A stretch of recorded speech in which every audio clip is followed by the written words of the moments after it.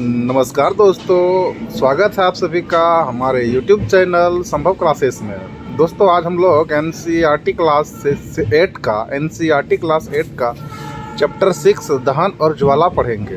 दहन और ज्वाला से इम्पोर्टेंट क्वेश्चन जो भी बनेंगे उनको हम लोग अंडरलाइन करेंगे। चलिए शुरू करते हैं। दहन और ज्वाला, देखिए हम घर पर उद्योग और वाहनों को चलाने के लिए विभिन्न प्रकार के ईंधनों का उपयोग करते हैं।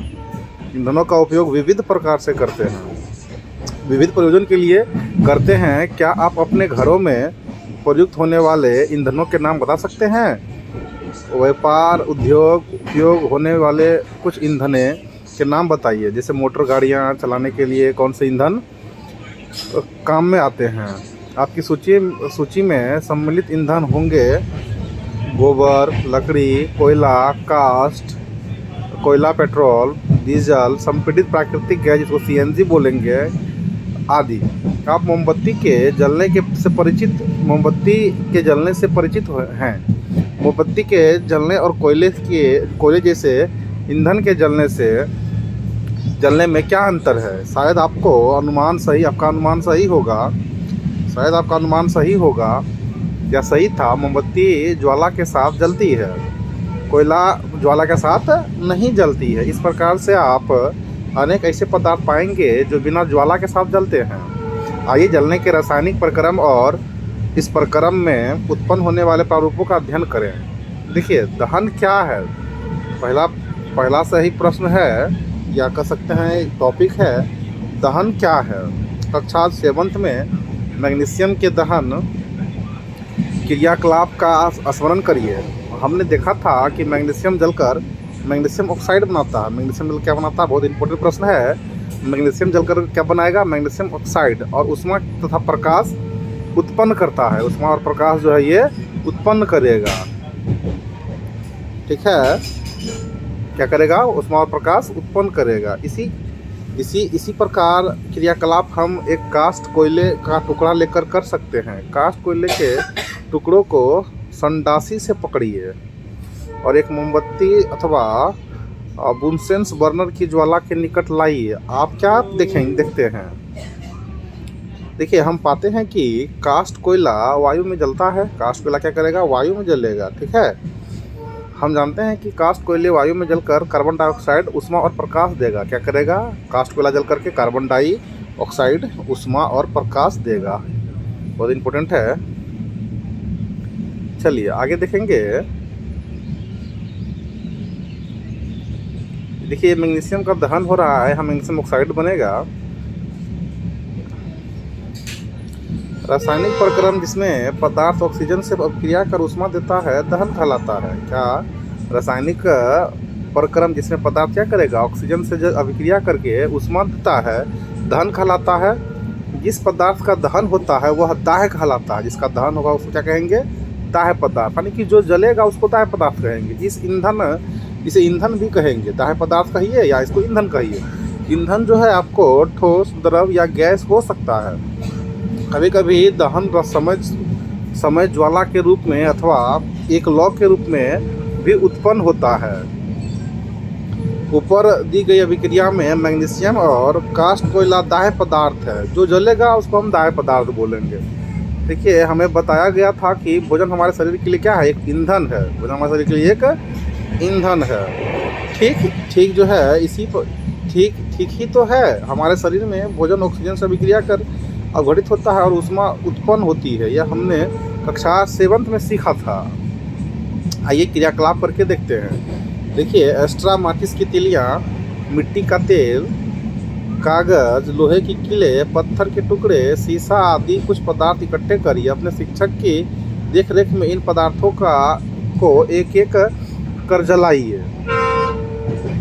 यदि पदार्थ जलता है तो इसे क्या कहिएगा? इसे दाह्य दिखाइए, अन्यथा उसे अदाह्य दिखाइए। यानी कि जो जलेगा वह दाह्य पदार्थ हुआ, जो नहीं जलेगा वह अदाह्य पदार्थ हुआ। दाह्य और अदाह्य पदार्थ के बारे में हम जानेंगे। देखिए लकड़ी क्या होगा? लकड़ी जो है दाह्य पदार्थ है, कागज दाह्य पदार्थ है, लोहे की कील अदाह्य, नहीं जलेगा, अदाह्य पदार्थ है। मिट्टी का तेल दाह्य पदार्थ है। पत्थर का टुकड़ा क्या होगा? पत्थर का टुकड़ा अदाह्य पदार्थ होगा। एक्स्ट्रा दाह्य पदार्थ होगा। कास्ट कोयला दाह्य पदार्थ होगा, माचिस के लिए दाह्य पदार्थ होगा, कांच कांच क्या होगा, अदाह्य पदार्थ होगा। चलिए नेक्स्ट, क्या आप कुछ और पदार्थों के नाम बता सकते हैं जो दाह्य है? बहुत सारे पदार्थ ऐसे हैं जिसको हम जला सकते हैं, 6.1 में जोड़ सकते हैं। आइए उन परिस्थितियों का पता लगाए जिनमें दहन होता है, जिसमें दहन होगा उसका पता लगाएंगे हम लोग।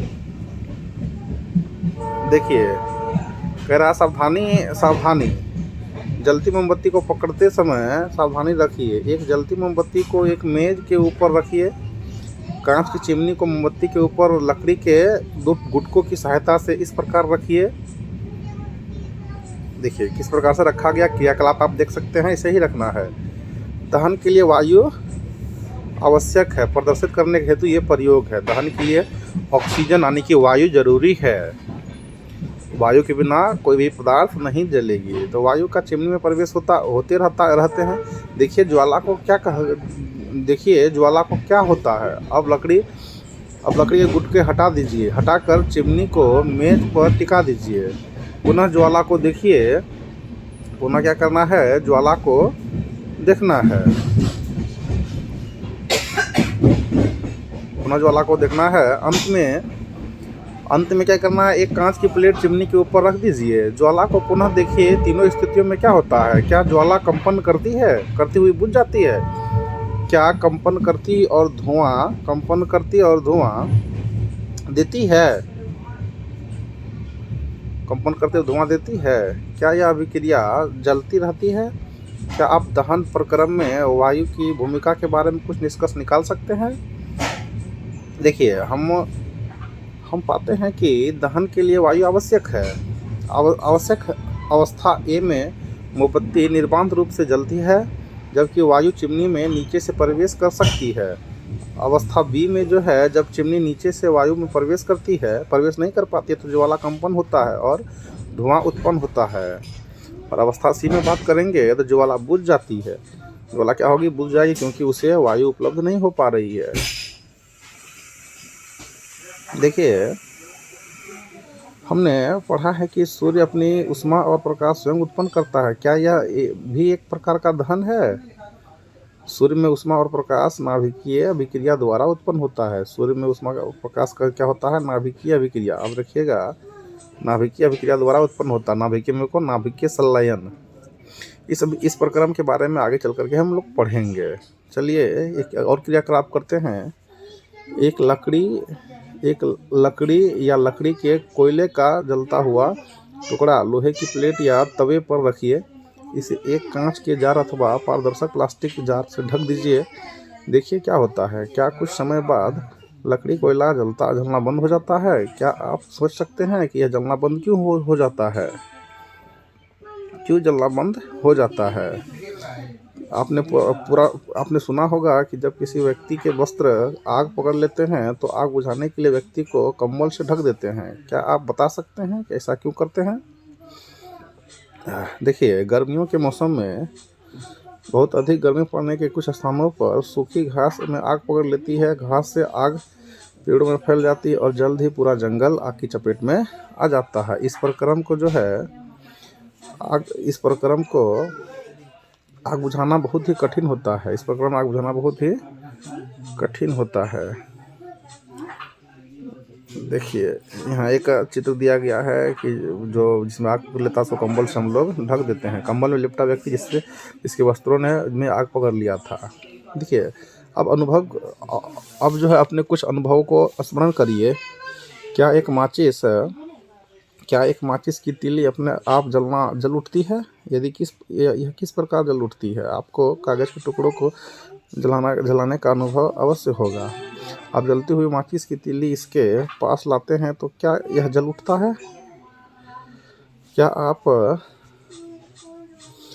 आप लकड़ी के एक टुकड़े को जलती माचिस की तीली उसके पास लाकर जला सकते हैं? लकड़ी या कोयले को जलाने के लिए आपको कागज़ अथवा मिट्टी के तेल का उपयोग क्यों करना पड़ता है? देखिए क्या आपने जंगल में लगने वाले आग के बारे में सुना है? जंगल की देखिए आग, जिसके कारण से पूरा जंगल ही आग की चपेट में आ गया। देखिए क्या ये अनुभव आपको बताते हैं कि विभिन्न पदार्थ विभिन्न